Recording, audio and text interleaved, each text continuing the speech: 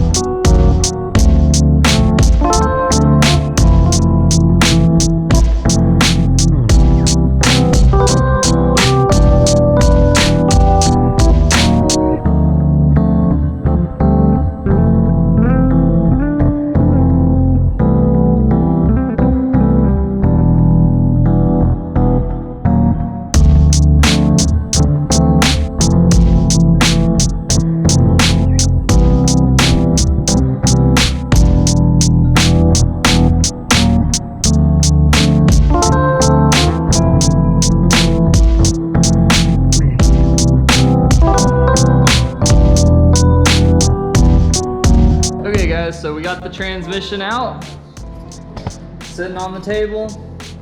What a process. I got that coolant leak I was telling you guys about. I'm finally catching it with a cup. It was a pain in the ass to get it out. Not as big of a pain in the ass to get it out as it was to get it in, but that's okay. I'm gonna make some modifications, beat the trans tunnel out some more so it's a little easier to put it in again, which it sucks because once I like get it in, it's miles away from the trans tunnel. But it's like, for some reason, when I'm first mounting it up, when I'm shoving the input shaft through the clutch, it's like hitting and I just can't get enough clearance for it.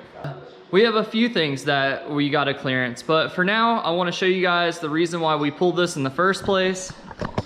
The reason being this, how I had it mounted before was just like this. You can see this silver fitting right here. That's the bleeder screw. This one is the clutch line that comes from the pedal. So what was happening, I think, is that we were pushing the pedal and air was getting trapped in the cylinder and it wasn't gonna bleed out of the bottom. It just, straight up, the air was just not gonna go down. So why we pulled this off is I was trying to get it to rotate. I had it about, I was trying to line up these holes right here. So there's holes right here. This is exactly flipped the other way. Well, the problem is, lined up, you can see both fittings are lined up to a bolt. Ideally, I really need it about right here, which obviously I wouldn't be able to fit a fitting on this. So we're gonna drill a hole right here through this, which my buddy has already done his, and he has the cheat codes for all this. And then we're gonna get a spacer for this, which is gonna space it and allow me to have it seated like this. And we're actually gonna space out the entire bell housing. He has a spacer for that, as well as a spacer for this. What that's gonna do is that'll allow us to have enough space to put our fittings in. I'm gonna put a 90 fitting right here, and it's gonna come down and go out this hole. And then I'll have the bleeder facing up and it'll go out. So when we pump the clutch, all the air will actually go up and out of the bleeder, so we'll actually be able to bleed the clutch. And then a second thing that we need to do is, you see this hump on the top of this? Well, the way we had this set up before is I actually couldn't get my transmission jacked up high enough, and that was why there was so much space in between the cross member. So you can see up here, I drilled a hole. This is where the breather was. So I drilled a hole for the breather to actually poke through. Pretty ghetto. But actually what we're gonna end up having to do is cut, I marked it, I think, right here. So right on the edge of my thumb right here. I think we're gonna have to cut about to here. So basically right there, we're gonna have to cut all of that out for this to properly poke through. And then we're gonna have to rework this trans tunnel and make it higher so that this can sit properly, so my transmission can sit straight up and down, and that will actually enable the engine to sit at its proper angle as well. And then my transmission mount and everything should just bolt right up. But we need some clearance about everywhere. You can see we already beat the hell out of the bell housing. We're actually gonna cut into the transmission tunnel. I don't remember if I told you guys, but I was running into issues where my transmission wouldn't sit flat on this. This is pretty long. So what I think we're gonna end up having to do actually is I need to cut, I think I'm gonna cut up to here, right here. And so between this lip right here and this right here, I hope it's enough. If I have to, I'm just gonna go ahead and cut this. I'm not sure like what interior is in the way. I think we'll be cutting, I'm gonna start right here and we'll see how it goes. So right here is at that first dimple on the trans. So we'll do this and I'll probably cut like this here and right here. So since my interior's in, I don't want to cut it with a Sawzall, right? Because obviously this would go up and down and it would destroy everything on the other side of my interior, right? So I'm gonna use this, it's a sonic cutter. And basically what this does is it vibrates back and forth really fast. It's really loud. It's like the most annoying tool I have.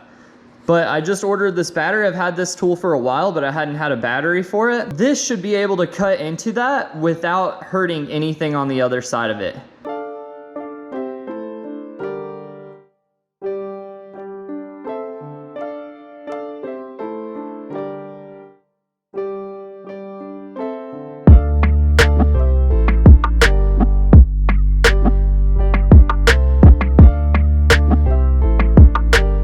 Where we left off, I had like pretty much decimated my sonic cutter blade. but it wasn't even for like metal or anything like that. So I went and got another one. This one is supposedly, it's just like a Harbor Freight special one. So we're gonna give this another shot.